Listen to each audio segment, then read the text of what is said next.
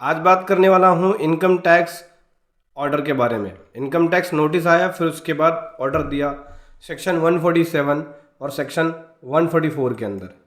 जब आप अपनी इनकम को छुपाते हैं या आईटीआर फाइल नहीं करते या इनकम की रिपोर्टिंग नहीं करते, तो उस केस में ये सेक्शन आपके ऊपर लगाया जाता है। बेस्ट जजमेंट होता है 144 के अंदर और 147 के अंदर असेसमेंट होता है। तो मैं आपको बता दूं हुआ क्या है। हुआ ये है कि यहाँ पे पार्टी ने फ्लैट परचेज किया, लगभग 50 लाख रुपए की फ्लैट परचेज किया, लेकिन आईटीआर फाइल नहीं करी। तो सोर्स ऑफ इनकम डिक्लेयर नहीं किया गया, जिससे 50 लाख के ऊपर इंटरेस्ट पेनल्टी और डिमांड लगा के लगभग 84 लाख का इसके ऊपर डिमांड लगा दिया है। मैं आपको दिखाता हूँ, ये देखिए 84 लाख की टोटल डिमांड है। तो आज डिटेल में समझेंगे कि कैसे आपको ये असेसमेंट ऑर्डर इशू करते हैं और क्यों करते हैं, क्या रीज़न होता है। बहुत कुछ समझने को मिलेगा, बहुत कुछ सीखने को मिलेगा इस वीडियो के अंदर। उससे पहले बताना चाहूँगा, जो भी भाई बंधु मेरे चैनल पे पहली बार है, इस वीडियो को पहली बार देख रहे हैं, जिन्होंने अभी तक सब्सक्राइब नहीं किया, सब्सक्राइब कर लीजिए, साथ ही साथ बेल आइकन पे भी क्लिक कर लीजिए ताकि इस तरह का कंटेंट आपको मिलता रहे। सो दोस्तों देख सकते हैं, ये ऑर्डर इशू किया गया सेक्शन 147 और 144 के अंदर। ठीक है, तो इन्होंने क्या काम किया, इनकम टैक्स डिपार्टमेंट ने नॉन फाइलिंग मॉनिटरिंग सिस्टम से डाटा को एनालाइज किया। इनकम असेसमेंट ईयर 2021 की थी, जहाँ पे ये पता लगा कि जो एसएससी है वो डिफॉल्टर है, एसएससी ने रिटर्न फाइल नहीं करी है। ठीक है, फाइनेंशियल ईयर 19-20 जो कि रिलेवेंट है असेसमेंट ईयर 2021 की।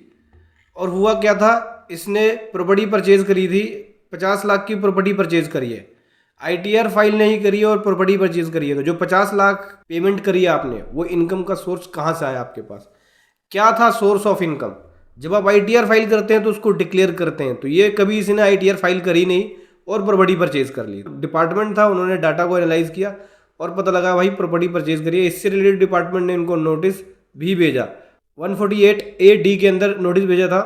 नोटिस का कोई रिस्पॉन्स इन्होंने नहीं दिया। लगभग बहुत सारे नोटिस भेजे हैं, जैसे 148 के अंदर नोटिस भेजा, कोई रिप्लाई नहीं था। 142 के अंदर भेजा, कोई रिप्लाई नहीं। 142(1) के अंदर भेजा, कोई रिप्लाई नहीं। जब ये सब रिप्लाई नहीं आया नोटिस के बाद, तो इनके पास जो अवेलेबल रिसोर्सेज थे, अवेलेबल इंफॉर्मेशन थे, उसके बेसिस पे इन्होंने यहाँ पे एडिशन कर दी 50 लाख की। किसके अंदर, सेक्शन 147 और 144 के अकॉर्डिंग प्रोसीडिंग शुरू करी। तो सबसे पहले ये समझ लो कि 147 और 144 क्या है। तो 147 क्या बोलता है, 147 बोलता है कि इनकम स्केपिंग असेसमेंट।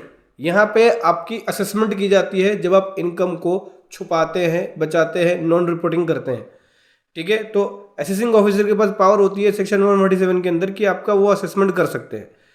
जब वो बिलीव कर लेता है कि आप टैक्स की चोरी कर रहे हैं, टैक्स बचा रहे हैं, तब वो ये पावर का यूज करके असेसमेंट करता है। तो रीजन क्या है, फाइल रिटर्न को फाइल नहीं किया या रिटर्न फाइल करना भूल गए, उसकी वजह से आपने जो ट्रांजैक्शंस हुई उस फाइनेंशियल ईयर में, अगर आपने अपनी आईटीआर के अंदर रिपोर्ट नहीं किया या उसको छुपाया, तो उस केस में भी वो असेसमेंट करते हैं।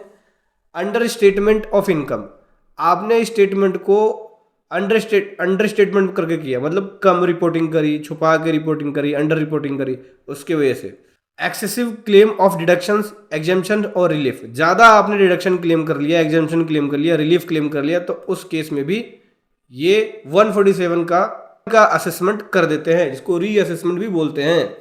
और इसके अंदर कितने साल तक का कर सकते हैं और कितने टाइम का असेसमेंट होता है, तो इसके लिए टाइम लिमिट है जो कि सेक्शन 149 के अंदर है। अप टू 3 ईयर तक की रिकॉर्ड्स को वो खोलेंगे, जो भी आपने इनकम छुपाई होगी, तो अप टू 3 ईयर तक की इनकम को देखेंगे।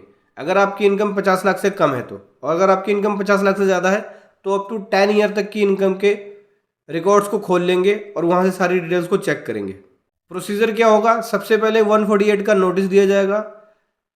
148 के नोटिस के बाद एओ को बिलीव करना होगा, रीजन टू बिलीव, मतलब बिलीव उसको, जब वो लगेगा कि भाई आप इनकम छुपा रहे हैं या चोरी कर रहे हैं, जब उसको बिलीव हो जाएगा तब 147A के प्रोसीजर को शुरू करेगा, असेसमेंट वाले प्रोसीजर को। 144 के अंदर बेस्ट जजमेंट होता है। बेस्ट जजमेंट का मतलब हो गया कि जो भी रिकॉर्ड्स अवेलेबल है, जो भी मटेरियल अवेलेबल है, उसके बेसिस पे उनको जजमेंट लेना है।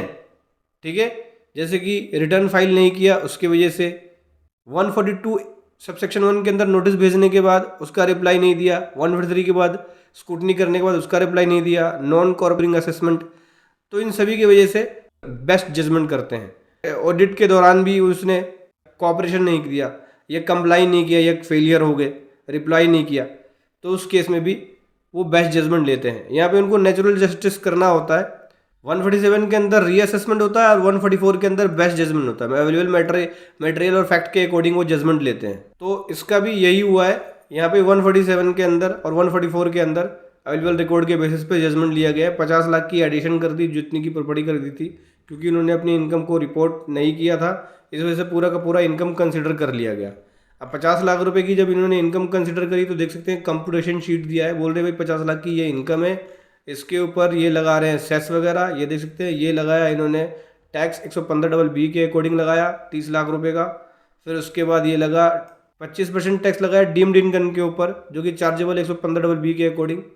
फिर उसके बाद एजुकेशन सेस लगा, फिर ग्रोस टैक्स लाइबिलिटी ये लगी। ग्रोस टैक्स लाइबिलिटी लगने के बाद यहाँ देख सकते हैं डिफ़ॉल्ट फर्निशिंग ऑफ रिटर्न की वजह से यहाँ पे इंटरेस्ट लगाया, ये देख सकते हैं ये इंटरेस्ट बना दिया इन्होंने। इंटरेस्ट बनाने के बाद लेट फीस की भी पेनल्टीज लगाई। उसके बाद टोटल इंटरेस्ट पेबल 45 लाख का हो गया, जिसकी वजह से टोटल लाइबिलिटी यहाँ पे 84 लाख की हो गई। तो बहुत बड़ी डिमांड है और बहुत ह्यूज डिमांड है। 50 लाख का एडिशन मारने के बाद इतना बड़ा अमाउंट पेनल्टी का और लगा दिया, इसके वजह से ये प्रॉब्लम आई है। और मैं आपको रियलिटी बता दूँ, ये बंदा बहुत ही नॉर्मल बंदा है, इसकी कोई ज़्यादा इनकम नहीं है, सैलरी पे अपने घर को चलाता है, जॉब करता है, किसी तरह से लोन वोन उठा के इसने फ्लैट खरीदा था 50 लाख रुपए का। अब उसमें से लगभग 40 लाख तो लोन का है, बाकी रिमेनिंग अमाउंट जो है वो उसने अपनी सेविंग वगैरह का यूज़ करके किया। अब उसको ऐसे में इतनी बड़ी डिमांड आ जाए तो क्या होगा सोचो। इसीलिए बोलता हूँ मैं कि ITR फाइल ज़रूर करो। अब ऐसे केस में क्या करेंगे, सॉल्यूशन इसका ये है कि अब आप अपील में जा सकते हो, अपील फाइल कर सकते हो। विद इन 30 डेज़ के अंदर अपील फाइल करना होता है। जब भी आपको इस तरह का ऑर्डर आए तो विद इन 30 डेज़ के अंदर आप अपील फाइल कर सकते हो। अपील के भी 2 स्टेज होते हैं। पहला होता है कमिश्नर ऑफ इनकम टैक्स, पहला अपील लगता है कमिश्नर ऑफ इनकम टैक्स। अगर वहाँ भी रिजेक्ट हो जाती है तो दूसरा अपील लगा सकते हो। इनकम टैक्स ट्रिब्यूनल के अंदर आप दूसरी अपील को फाइल कर सकते हो। वहाँ भी अगर रिजेक्ट हो जाए तो फिर आप हाई कोर्ट जाओगे, हाई कोर्ट में अपील लगा सकते हो। हाई कोर्ट में भी रिजेक्ट हो जाए तो फिर सुप्रीम कोर्ट में लगा सकते हो। ये इसका सॉल्यूशन है। आप चाहे तो हमारी पेड प्रोफेशनल सर्विसेज ले सकते हैं अपील फाइलिंग की, जिसका लिंक वीडियो के डिस्क्रिप्शन में मिल जाएगा। तो ITR फाइल ज़रूर करें। और अगर आप प्रॉपर्टी परचेज कर रहे हो तो उसकी रिपोर्टिंग भी करो, और प्रॉपर्टी सेल कर रहे हो तो उसकी रिपोर्टिंग भी करो। कैपिटल गेन टैक्स बनता है सेल करने पे, ठीक है, 12.5% का टैक्स बनता है कैपिटल गेन प्रॉपर्टी सेल करने पे, तो उसके अकॉर्डिंग आपको वहाँ पे दिखाना पड़ेगा। और अगर आप प्रॉपर रिपोर्टिंग करते हो तो आपको कभी प्रॉब्लम नहीं आएगी, कभी इस तरह का नोटिस का सामना नहीं करना पड़ेगा। और अगर नोटिस आता भी हो तो आप रिप्लाई ज़रूर दें, क्योंकि नॉन रिप्लाई की वजह से भी ये आगे के एक्शन लेने शुरू कर देते हैं। GST में भी ऐसे ही होता है, नॉन रिप्लाई अगर देते हो तो वो बड़ा रूप ले लेती है और हैवी पेनल्टी बन जाती है और इंटरेस्ट लगा लेते हैं। इसी प्रकार से इनका भी यही हुआ है। तो समझ गए दोस्तों, इस प्रकार से अगर ऑर्डर आए 147 का या 144 का तो आप अपील में जाके इसको क्लियर करा सकते हो। अपील में जाके ये क्लियर हो जाएगा, बस उनको एविडेंस और अपने फैक्ट जो हैं वो बताने होंगे। वीडियो कैसे लगी ज़रूर बताएं। Thank you so much. जय हिंद, वंदे मातरम।